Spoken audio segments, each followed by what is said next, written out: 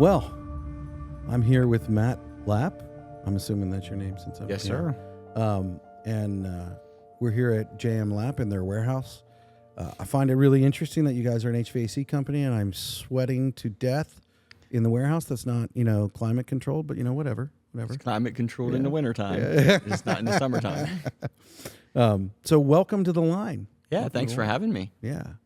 So what is it you guys do? I mean, I mentioned it a little bit there, but just tell us a little bit of who you are real quick here. Introduce yourself to those who might be listening.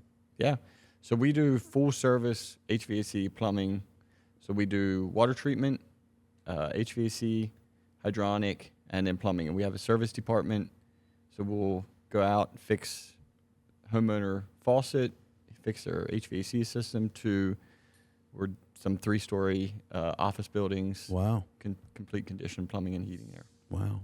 So when we first got here, you gave us a tour of your facility, which is actually quite massive. And it's an old abandoned building. It was. That's correct. And you have revitalized it and brought it back to life. I was at an event, and I forget if it was Ilya or, did I say his name right? Ilya, yeah. Ilya. Someone was talking about the fair was going on, and people were coming up to him and talking about how much they love this area now that it's been revitalized. And you don't hear a lot about that from an HVAC company, so that's pretty cool. Yeah, it was quite an undertaking, but we needed more space. So my thing is, how do we restore and revitalize something and make it be productive again? Because a lot of these things, you get a 3-acre piece of farmland and you put a steel building on it. It's like, okay, how do we have these buildings that could be revitalized, repurposed, and this fit the mold for that. I love it. I mean, I love the character that an old building has and the history. History's kind of a big deal to me. I think a lot about that sort of thing. Like, what was going on here 40 years ago? Mm-hmm. What was happening? And part of that is I want to be able to learn from it, and I also just find it fascinating. When I was in high school, history was my favorite subject, whether it was local history, whether it was state history, whether it was government, nation history or world history. I was fascinated by all of them. So with that, let's talk a little bit about your origins. So what's your title here? Well, I started the company. Yeah. So CEO, founder. Okay. But yeah, really where I started, I grew up old order Amish. So I went to 8 grades. So for people who might be listening that don't really know what that is, because we do have some people that listen from other parts of the country. Mm-hmm. And so can you just give us a little 120-second or 2-minute, what does it mean that you grew up old order Amish? Because that's actually specific. Yeah. So you have, like a conservative, horse and buggy. So no electric in your house. You have gas lanterns and, you have a diesel with, they have innovation that they use with pneumatic air and things like that. But yeah, just kind of a simple lifestyle. Okay. And you grew up that way? Yep. So I grew up, and then I had 8 grades of education. So they usually say it's the 3 R's, reading, writing, arithmetic. Yeah. So, but they teach you the 3 R's. But yeah, 8 grades, 1-room schoolhouse. So there was probably 30 students. Wow. In the schoolhouse, 1 teacher. Sometimes they have a helper. But yeah, that's where so then after I got out of school, a lot of times people go work on the farm or get involved in the family business. I took an interest there was a local plumber, so my dad knew him, and I just rode along as a helper and kind of was a gopher, That's a great place to learn. Yeah, for sure. And then getting to ride with, when you're the gopher, you're the low guy on the totem pole. You're just whoever needs a little hand. So you're riding with a bunch of different techs. You get a bunch of different perspective. So I did that. Started there when I came out of school. So I was 14, part-time, did that. And then I kept on it. And there was a stint there right over the time I was 16. I got my driver's license. So I did get my driver's license, had got a vehicle. And it kind of was like, well, the plumbing isn't the most sexy trade, and I'd like to work out in the sun and try to get bronze, get a little bit of a tan. So I started working for a concrete company, Did that for a week, and I'm like, Yeah, I bet that died out pretty fast. This isn't for me. So I went to the guy. I was like, this isn't working out. I think I'm gonna go back to plumbing and heating. And he's like, well, can you give me a 2 weeks notice? So I worked there a total of 3 weeks, and 2 weeks was my last 2 weeks. Wow. Of those 3 weeks. Wow. So yeah, then I got back. So when I came back, and got in a truck, then right around when I was 16, 17, started driving a truck. I did a lot of the radiant heat, hydronic heat. So that's kind of what I know a good bit of is plumbing and the hydronic heat. Okay. The HVAC, the air side of it, I know enough to be dangerous, but I'm not the professional in the Hydronic heat. So I would love to act like I know what the heck you're talking about, but I don't. So what does that mean? Basically, Hydronic it's heat. boilers with hot water radiators, radiant tubes in the floor. So you're using a boiler, you're circulating hot water through a concrete slab. So a big warehouse like this, now this doesn't have it in it, but if we'd be doing this new, I would be putting tubes in the floor, like a 3/4 inch PEX tube in the floor, and you Okay. run that every 18 inches, and then you're just running 100 to 120 degree water through the floor, and that's what heats your building. Okay. So Wow. So I've worked with it. I never knew it was called that. Years ago when I was an apprentice, the company that I worked for, we did this. It's funny to say this. I would say a huge warehouse, except in the past 20 years, that term has changed a lot, from like the early, like 1999, 2000 era. A big warehouse right now would not even fit in. My goodness, we did a warehouse the other day, sister company that I work with, and you could fit this building in it probably 100 times, yeah. And then stack it. That's right. We'll go vertical because Yeah, you don't have yeah. to worry about land development and water Exactly. runoff. And Oh my gosh. So I've definitely worked with that before because the warehouse that we did, they put that all on the floor. mm-hmm. I didn't work with it. I was an electrician. So, Yeah. but now I know what it's called. Hydronic. Hydronic heating. Interesting. Mm-hmm. Interesting. So came from a one-room schoolhouse and, 8 grades of education. You grew up without electricity, which I've heard it said that electricity is the thin line that holds our society together and keeps it from chaos. So the Amish, they've got something figured out there that they don't need electricity and they can live without chaos. Yeah, here's the thing it comes down to. There's still people. So, whether you have electricity or not, you still are dealing with the human Yeah. side of things. And That's true. They still got their own chaos. We all have our own chaos. Well, I would rather handle chaos with electricity personally. Yeah, That's just me. This is true. NAC, right?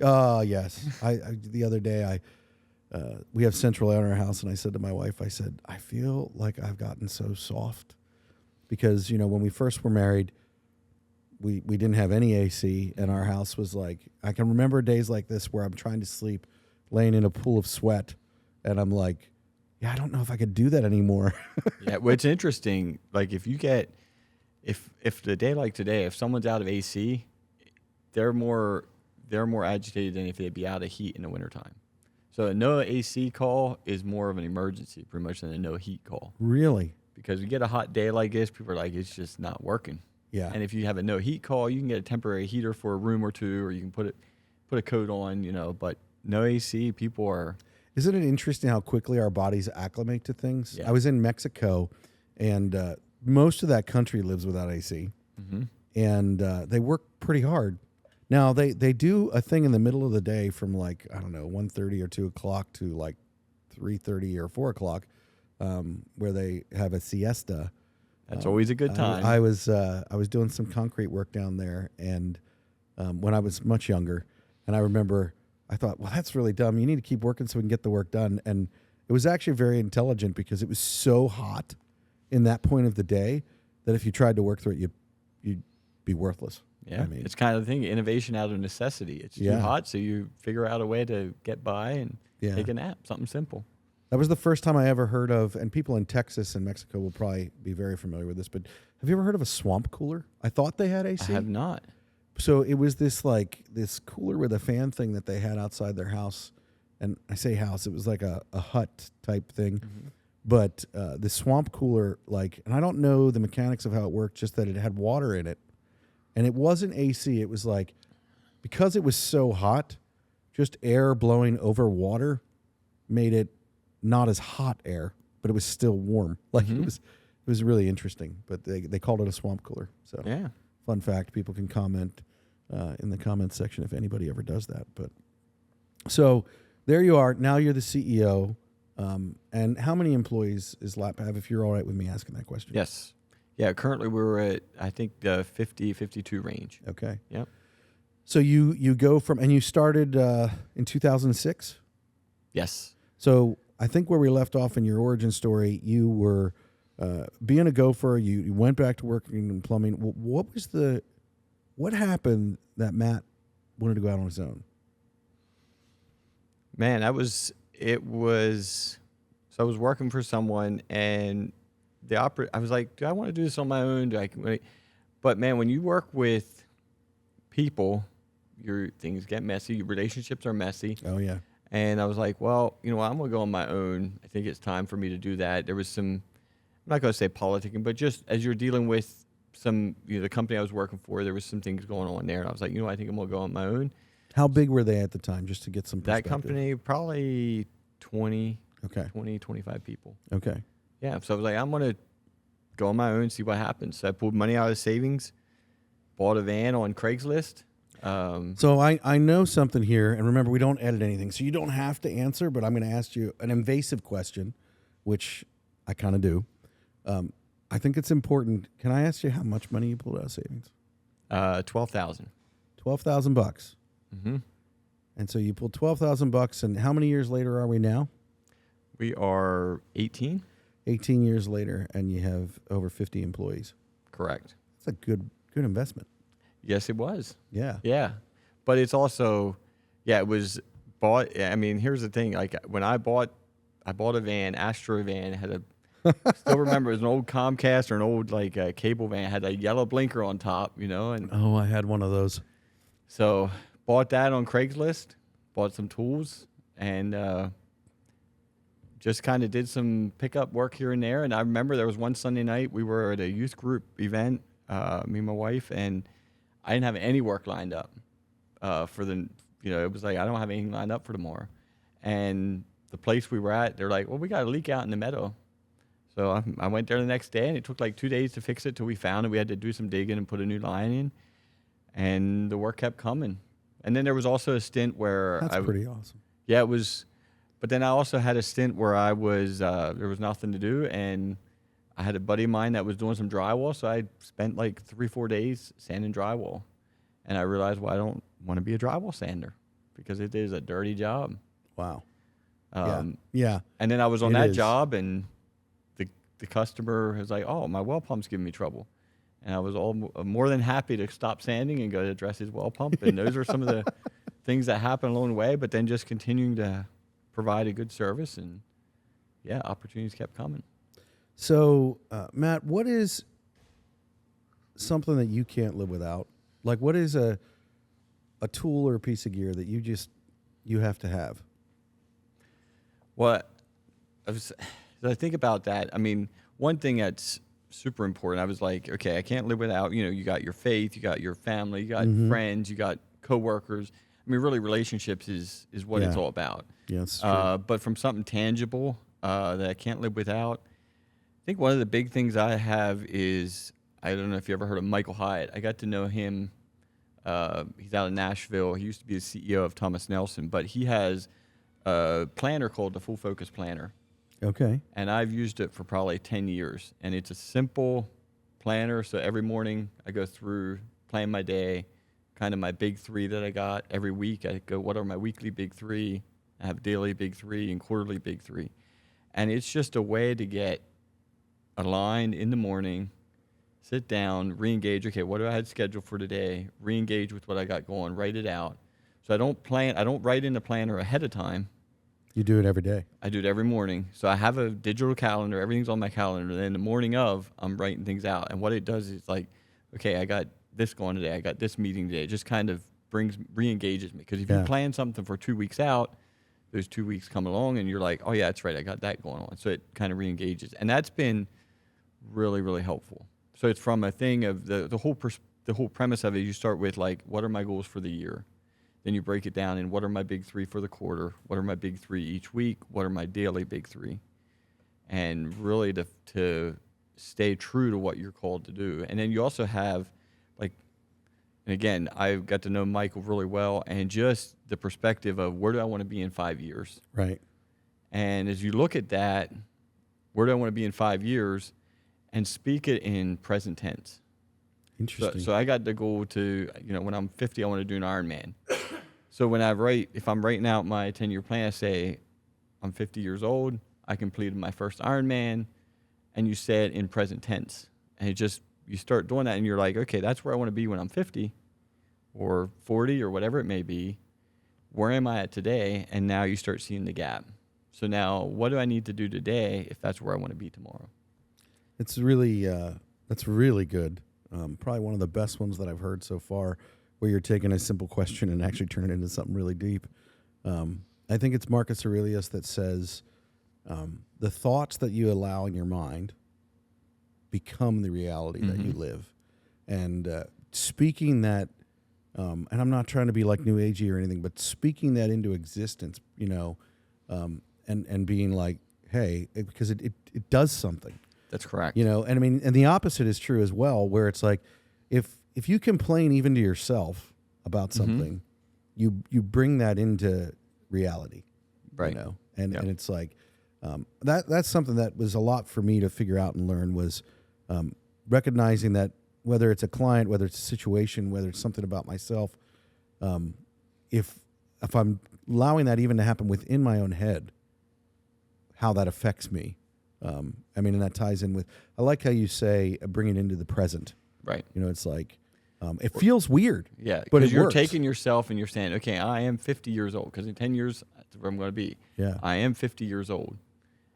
I did complete my first marathon or Ironman. Yeah. I did this. But I think there is something to that. Like you said, what you can basically speak it into existence. It kind of makes me think of when we were, I don't know, it's been a while, but we bought a brand new Honda Odyssey minivan, and we went. I kind of was intrigued by them. I looked at one. I'm like, I think that's what we want. Nobody has a Honda Odyssey, right? This was like 2007. Well, all of a sudden, everybody has a Honda Odyssey. Yeah. Then there was one time we're painting our front door, and it's like, it's a front door.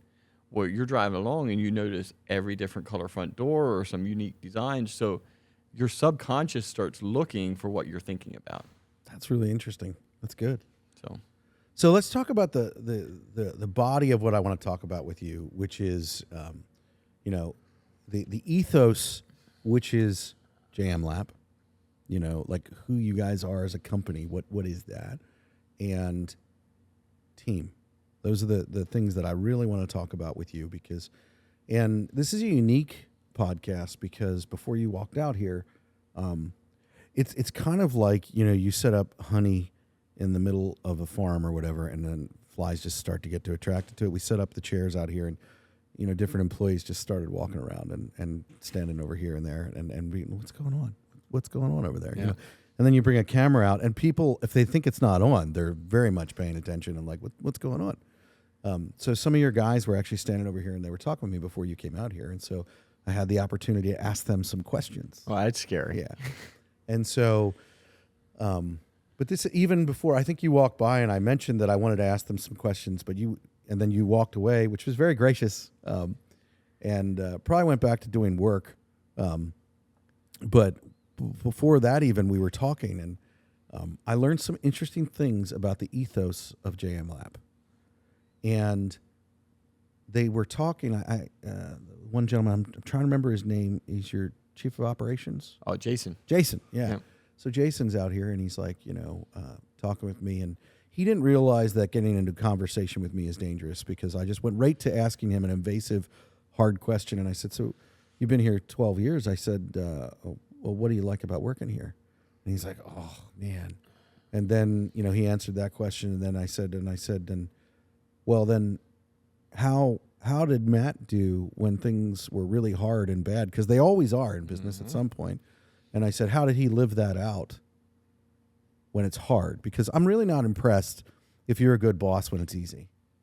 Yeah. You know, I'm not impressed as a boss if you're a good worker when it's easy. I want to know when the chips are down, when everything is breaking and spinning out of control, where are you? You know, where are you in helping the team hold things together? And so we just were having some interesting conversation, and I'd love to hear a little bit about Ilya and Jason were both there talking, and they both began to talk about the ethos of JM Lapp, which the thing that was impressive to them is your pay it forward program. And I think that is worth a conversation. Why don't you tell us a little bit about that, and then I'll share with you what they said to me. Okay. Yeah, the pay it forward thing is, I mean, really it comes down to what I get excited about is, okay, so if you want to, I mean, we talk about changing the world. How do we change the world, right? Yeah. Well, you can't change the world, but you can change the community you live in. Yeah. You can make a difference in somebody's life today.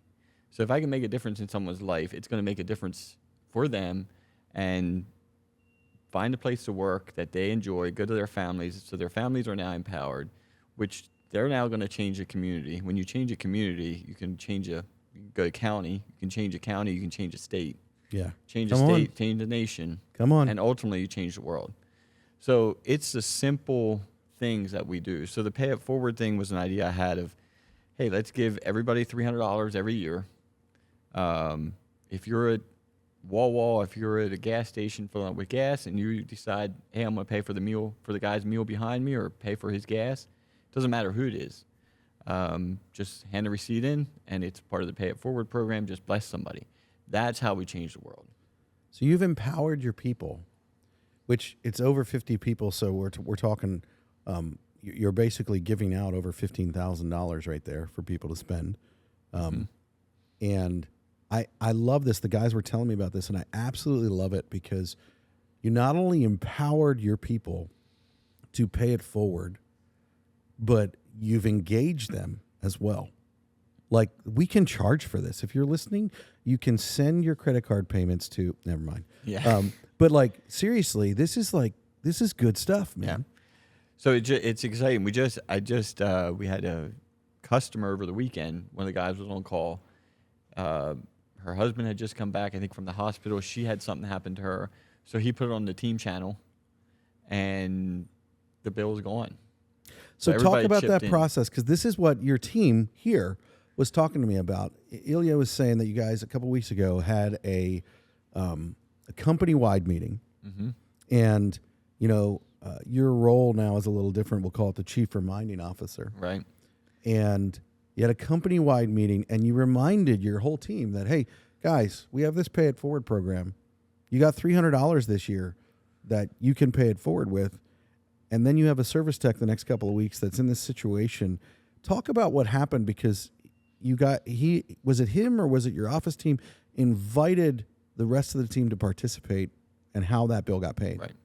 No, he posted on the channel. He said, hey, I know us service techs get these opportunities a lot to see somebody in need. We repair it. Hey, we're going to give you our $300. But it's like, this is a bigger bill. If anybody wants to contribute, people in accounting, they're not always interacting as much or see the opportunity. Here's the situation. He gave the situation. And just today, I think it was, or yesterday, there's a whole thread now. So, accounting person said, hey, I'll give $100. Someone else chipped in, and the bill was wiped out. That is nothing short of awesome. Yes. I mean, that is it great. is nothing short of awesome. And like, look at the big picture of what it is that we're talking about. Like, you have included not only your service tech, but let's just talk about the fact that your service tech, man, he gets it, whoever he is.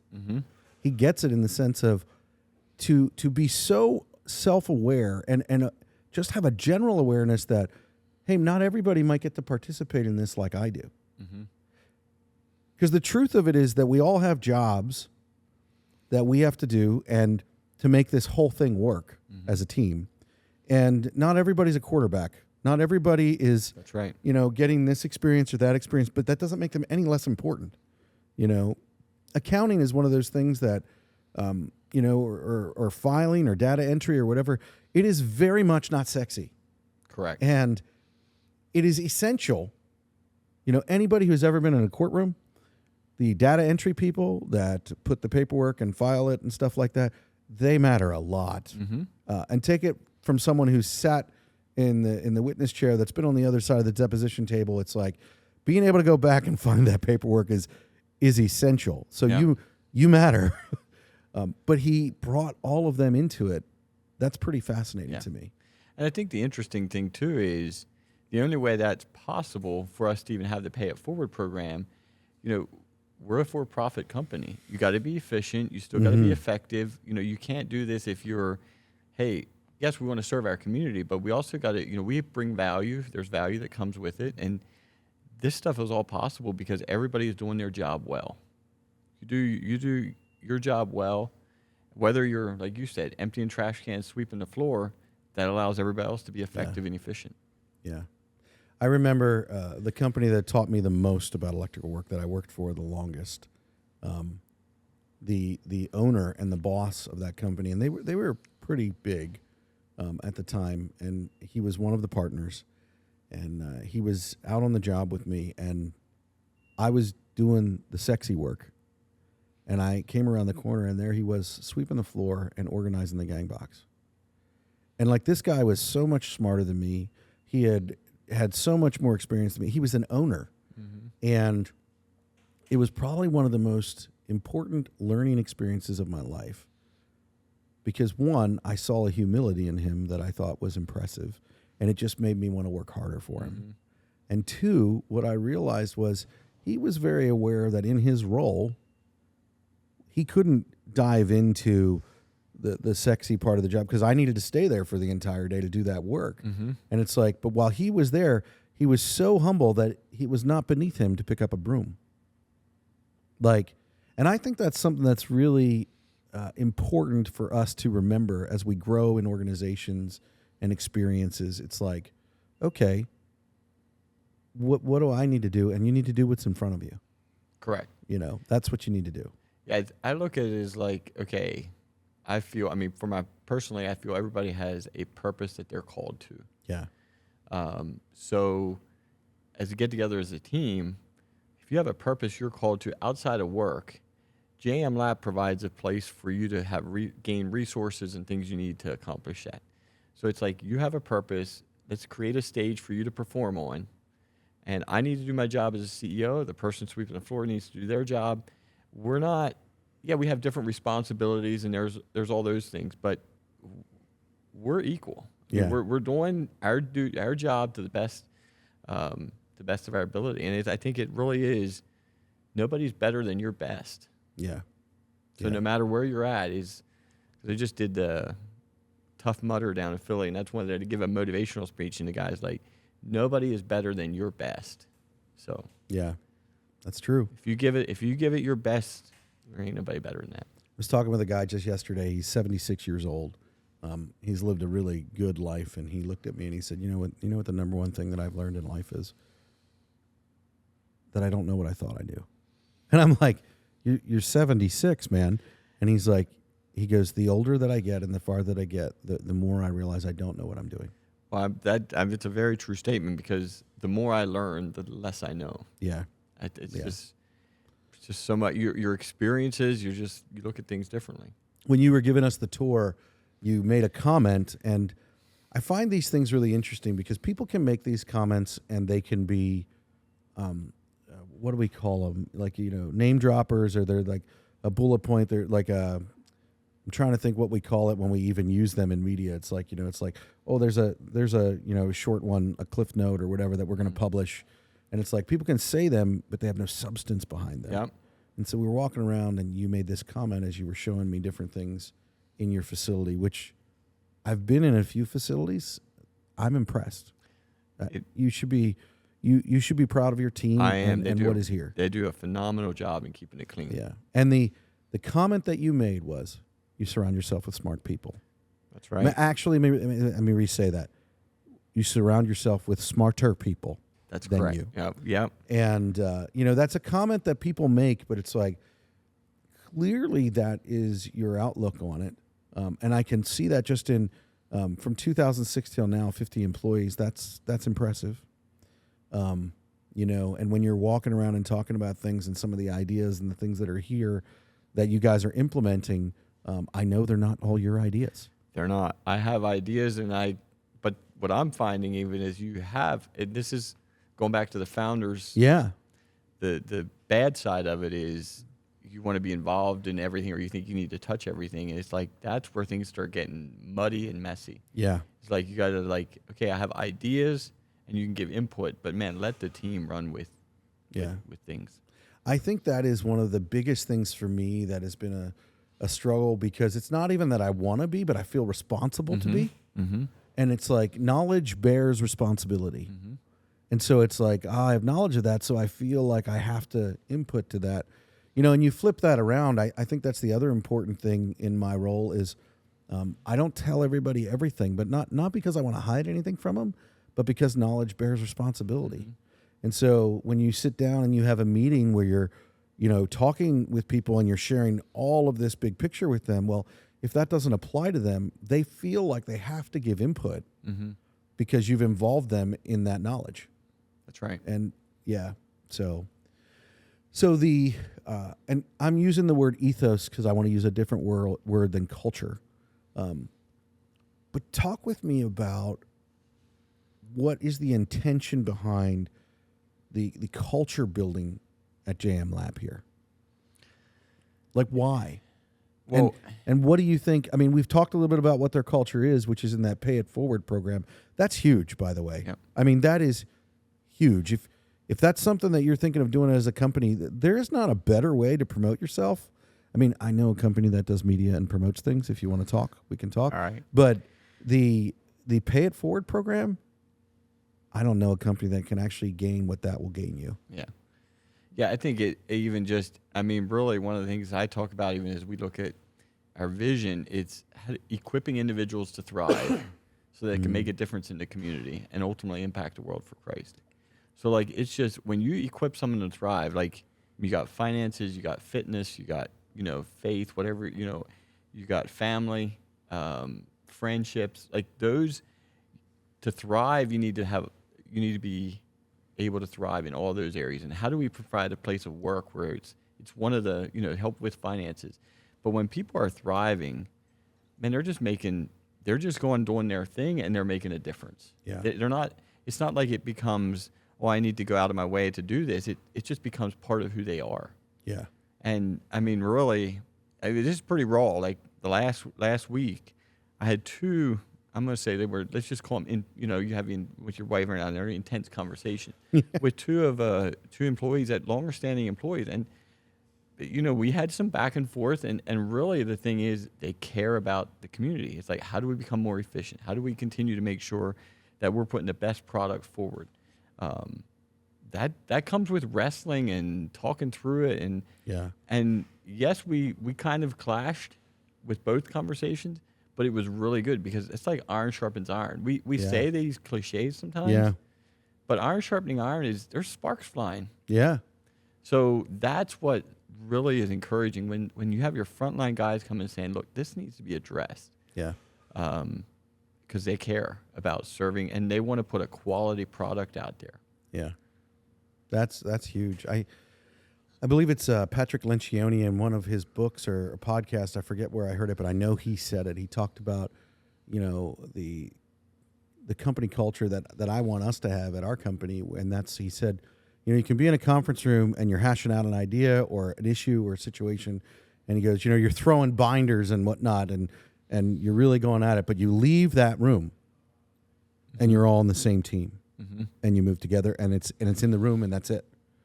And that's not dysfunction, right? To have that, I think that some people really don't like conflict, and some of that can come from whatever their upbringing was, whether it's a one-room schoolhouse with no electricity, or whether it's a Nintendo, the original, by the way, and a paper route and not knowing you're poor. But I had electricity, so you already have one over top of me. So, but I mean. Not wanting conflict, depending on your upbringing, can affect that. But we should run to it. Like, I mean, we not conflict, but we should run to having the hard conversations. Mm-hmm. Like, not conflict for conflict's sake, but it shouldn't scare us away from, well, I need to talk about that. Correct. Yeah, I think if we truly understand, if I would understand what the other person has on his mind, Yeah. I would agree with him. If I would truly be able to see what he's experiencing, whether that's a past trauma, whatever it may be. So it's, how do we get everything into the table, into the pool of meaning? Yeah. So you're not bashing the person. So you get the problem on the table, you expose it. Listen, we are mechanical people. We can fix things. Yeah. So let's understand what the problem is. Clarifying the problem is half the battle, more than half the battle. Once you know what the problem is, you can address it and fix it. Yeah. But it's always getting clear on what truly is the problem. Yeah. And I think conflict is like, okay, this is a struggle. Like, how do we talk about it? How do we bring it out so we know what we're dealing with? I have found some of the most expensive people to work for are those who don't want to have that conversation, who don't want to talk about it. And it's almost worse. Like, if I had to choose between someone being nice to me or someone being mean, I would take mean every day of the week just because I would know where I'm at. You know, if someone, I mean, I'm not saying that I like that or enjoy that or think that's right, but it's like, if I had, and that's because I personally don't think that we should be nice. I think that you should be kind, but I don't think being nice is actually what we think it is. Right. No, I'm in agreement with it. Yeah. Being direct, being honest does not mean you need to be rude, mean, or hateful. Exactly. And it, you know, again, I like cycling. Yeah. Well, if I'm with a group of guys and I'm cycling and they start, hey, if you tried this, you can probably go faster. I don't take offense to that. And I'm like, oh, I start watching what they're doing. And they're like, hey, you keep doing this, or they're trying to help me get faster. Yeah. It's not like they're trying to bash me. So I think the same thing goes true. If there's an employee or if there's someone, hey, I keep noticing this is a tendency you have. If you would shift this or change your attitude or work on this, we could go faster. It's not a thing of you're not wanting. Everybody wants to serve well and do better. Yeah. Everybody wants to grow, and they want to. Well, you know, it's funny. I say that, but growth costs something. Mm-hmm. We're sitting here in this facility, and I talked with you about this because this was this huge abandoned facility, and the pictures that you had the wherewithal to take so that you can tell your story, which kudos to you for that. I asked you when we were looking at the one picture, and all I could see was work. And I said, what were you thinking in this picture? And it's like, growth costs something. Mm-hmm. Whether it's actual growth for an organization or even you as an individual. And I think I was talking with someone the other day, and I had a revelation or an epiphany we were talking about a situation in an individual, and that individual had stopped growing.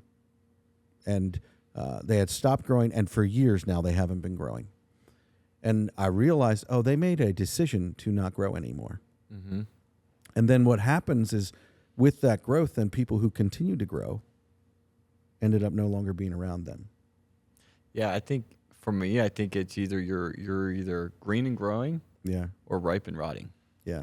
And and again, I think you got to be careful. Growth doesn't always mean bigger building. It's just growing as an individual. Yeah. Learning, being for myself, there was a few years ago, I'd like to learn how to play the drums. I went to my kid's school, and I go in there, it's like, good afternoon, Mr. Lapp. It's like, are you here to see the principal or whoever it is? Because I'm also involved in the board. And it's like, no, I'm here to see the one teacher. And going to learn drums, and here's a 10-year-old in front of me doing the drums, and I'm like, okay, I'm next. And man, I was sweating, but like, that's what I'm saying, where you make yourself vulnerable. Yeah, you can grow as an individual. That's the cost part. That is the cost part. You're growing as an individual. Well, and it's interesting that you say it that way, because this individual that we were talking about the other day, they couldn't come to the place of making themselves vulnerable. Mm-hmm. And that's the only reason that they decided not to grow. And I think that they would say to you, I want to grow, I want to grow, I want to grow. But they didn't realize that the cost of vulnerability. Listen, I'm doing a podcast with you, and I did not want to do it. Mm-hmm. Like getting in front of camera and then putting it out there for everybody to see, but I want to grow. Right. And so I'm having to do things, and I've already experienced growth from it, which is interesting to me. I would not have thought sweating to death in a warehouse, would bring me to a place where I'm going to grow. Mm-hmm. And the reason that we do this, and this is really interesting that you're sitting out here, and then I'm going to move on to another thing, but we're sitting in the heat and we're sweating here and we're having this podcast. But this is what the guys do every day. That's right. This is what the guys do every day. So it is nothing for us to sit here and to do this. And at the very least, it's the least that we can do to stand alongside them. I mean, and we're drinking water, sitting in comfy chairs. Well, not actually, crawling I around. got a coffee. Oh, wow. Okay, so you're better than me. My afternoon coffee. So I have two things for you. One of the questions that your guys asked me to ask you, what is the purpose of growth? Man, that's a good question. I mean, here's the thing. Like we've talked about it, change is inevitable. Yeah. So, I mean, going back to you're either green and growing or ripe and rotting. Yeah. And I think ripe and rotting does not mean you're rotten. It's just you're at your peak. And I'm saying I want to just continue to push myself. I mean, I've learned so much the past couple years. And it even goes back to the more I'm learning, the less I feel I know. But you just, as you grow and put yourself out there, you just get to experience life. Yeah. It's a fuller life. I mean, trust me, there's a lot of challenges that come with growth. Yeah. Because what worked 3 years ago doesn't work anymore. You had processes back there that served you well. Even for myself, my leadership has to change, but I'm learning stuff. You bring people in from the outside, they have different ways of doing it. There's a lot of dynamics that come into it. But as you're growing, I mean, your network grows. And your relationships grow. Now, I don't want to just grow for growth's sake. Yeah. Because what's the point of that? I want to grow as an individual. I want to continue to make a difference. But growth pushes you. You get to learn new things. You get to meet new people. So would you say the purpose of growth is a positive impact? Absolutely. Yeah. Yeah. Well, I can see that just with your facility. Mm-hmm. And people tend to think, oh, you're CEO. You want to grow for your padding your bank account or whatever. And there's nothing wrong with having money in your bank account. But usually that's so that you can pay it forward if you have the right mindset about it. Mm-hmm. Yeah, I mean, as you just continue to grow, there's opportunities come. But there's also, the risk gets bigger too. So there's always that, it's like. Don't I know? I mean, sometimes I'm like, man, we're just, I'm one bad decision away from everything getting taken from me. I wish that was more of a joke and less true than it actually is. Yeah. I mean, yeah, for sure. But when you have, good people around you and you can have collaboration. Yeah, absolutely. But yeah, there's things I look back, and I think it's the human tendency also is sometimes we focus on the gap versus the gain. Yeah. I mean, just from a biblical context, but like, you read the story of the children of Israel coming out of slavery out of Egypt, and they're out in the wilderness and they're like, well, at least we had watermelon back there. Yeah. And it's like, you were slaves back there. Like, Yeah. And I think there's times where we look at things now and we're like, hey, back then we didn't have this, isn't it? Yeah, but we were on call more often, or we also didn't have the ability to have the benefits we do now. So like there's things that are going to be different, but I don't want to go back. Yeah. So we need to look at the gain sometimes. There's always going to be a gap. I mean, I feel there is. Oh, I agree. I agree. But man, we've come a long way. Well, and what is it? You will 100% miss all of the opportunities that you don't take. Mm-hmm. And I think the other thing that's really important is the remembering to take those photos like you guys have out on the wall, so you don't forget where you come from. Mm-hmm. You talk about the Israelites and they forgot that they were slaves, but it's because it was uncomfortable and they didn't know Right. where they were going. And so it's like, I think if you want growth, and it doesn't matter what you believe, listen, this is just a true statement because it's the way that it works. It's like if you want growth, you need to keep moving to that next thing, and you need to get through that gap. You know, in London, I got on the tube, they call it, and this voice came over the thing and it said, "Mind the gap, mind the gap." And so the purpose was to pay attention when you step onto the subway, that you don't trip or fall over the gap. And so it's like, it's not that you're not aware of it. It's not that you're not paying attention to it. But if I want to go where I need to go, I actually need to step across that gap to get on the train to go where I want to go. Yeah, it's like you shared earlier, what you focus on, you're going to get more of. And like what you start focusing on, like you speak something into existence. Yeah. I think it can work. If you so focus on the gap, you soon speak that into existence also. Like we're missing this. Okay, yeah, it starts going into the downward spiral. It does. So I want you to look at your watch and tell me if you have time for my last question. Yeah. Okay. All right. Because I know that you have somewhere to be. I so appreciate your time. So my last question is this. What is a mistake that Matt has made that he's willing to share, that he's learned from, that others might learn from it? A mistake? Man, I tell you what, there's so many things you learn you would do different. It's like, man, if I'd have that conversation back. I mean, but there's also like, I'm trying to think of anything major that comes to mind, but I think sometimes it's even just probably the biggest thing for me is like I often look back, even it's like just listen more.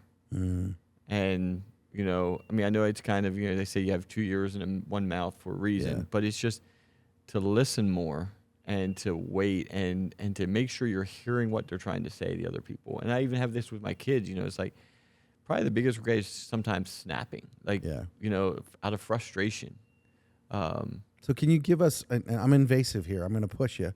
Can you give us an example of a time that you did that and you failed at it? But yeah, just the other day, I think it was Monday night this week, you know, I was frustrated with my daughter. Like, I'm like, go brush your teeth, you know, like, and I keep saying, this goes into all kinds of things, but finally she's like going upstairs and I knew she's upset. Go up to her bedroom and she's crying. It's like, you know what? I was doing that out of selfishness.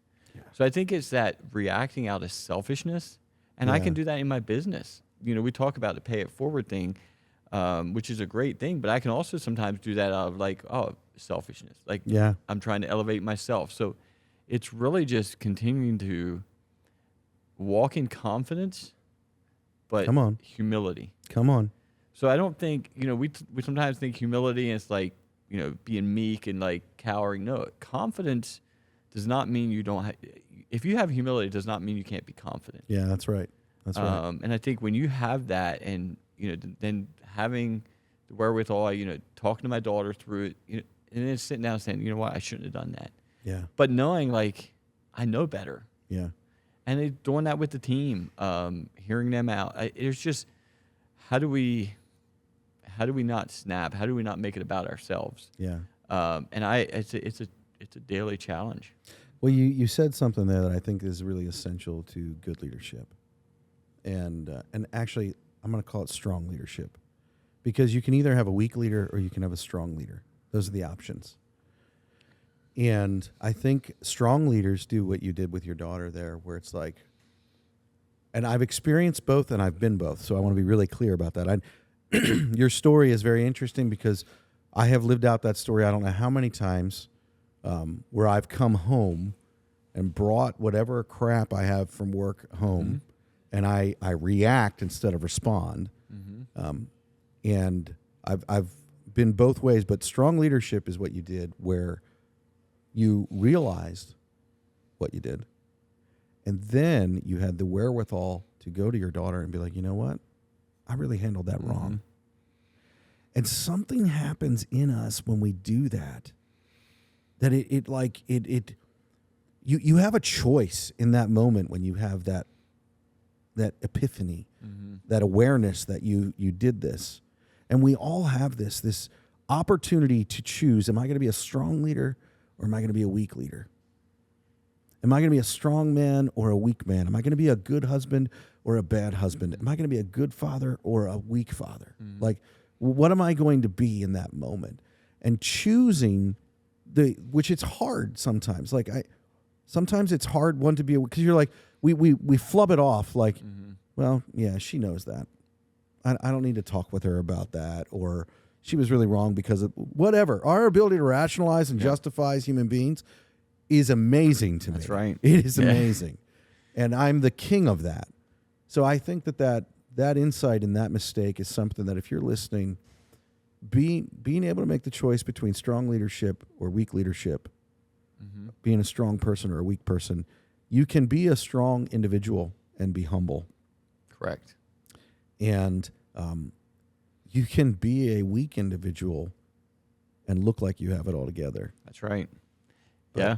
But it will not stand up when the heat comes. That being authentic, admitting your mistakes, is huge. I mean, coming back and saying, I screwed up there.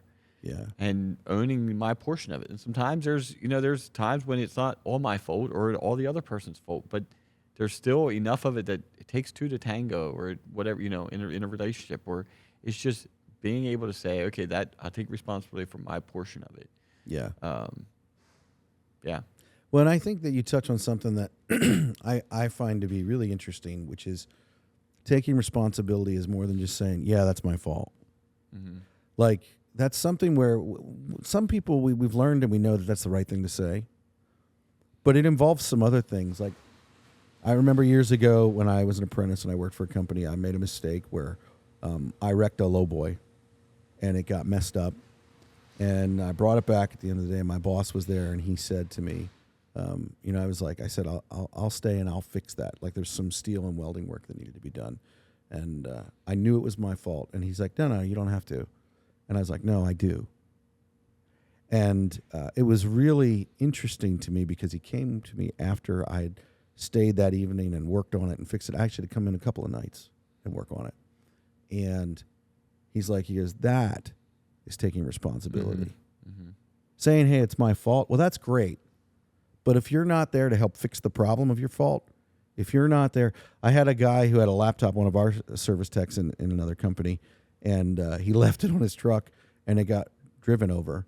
And I let him pay for this, that people are going to think I'm a jerk. But he came to me and he goes, I want to pay for my laptop. And even my leadership team was like, well, no, we have insurance, we have this, we have that, we're going to pay for it. And I remembered my experience with my boss when he let me fix that and what it did in me. And so I was like, okay, if you want to pay for it, I'm okay with that. Yeah, it's taking responsibility. We just had a situation where we had a shipment of rooftop AC units come in for two different jobs. The one was 480 volt. The one was 220 volt. And the model number was different by one number. Got tagged wrong because I was showing you the tags we had. Got tagged wrong. The wrong one got sent out, put up on the roof. Oh. The next day, the electrician's wiring up, and he's like, this ain't working. So we had to get a crane out again. It is an hour and a half away. Wow. So the foreman on the job was really frustrated, and rightfully so.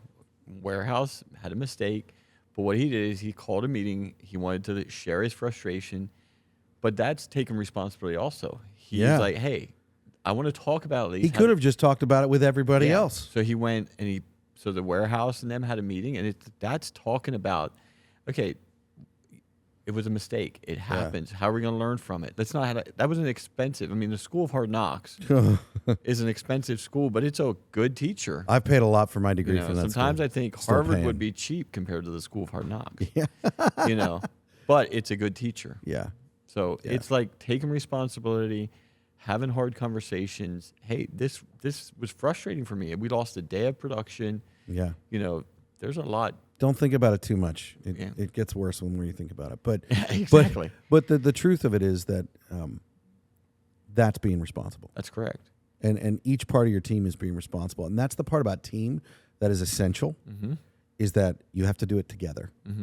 Yeah. Well, Matt, I greatly appreciate you sitting down here and having this conversation with us, stepping up to the line. Yeah. Is what we pleasure. call it. And so I appreciate how you've stepped up to the line, how you are encouraging your team to step up to the line.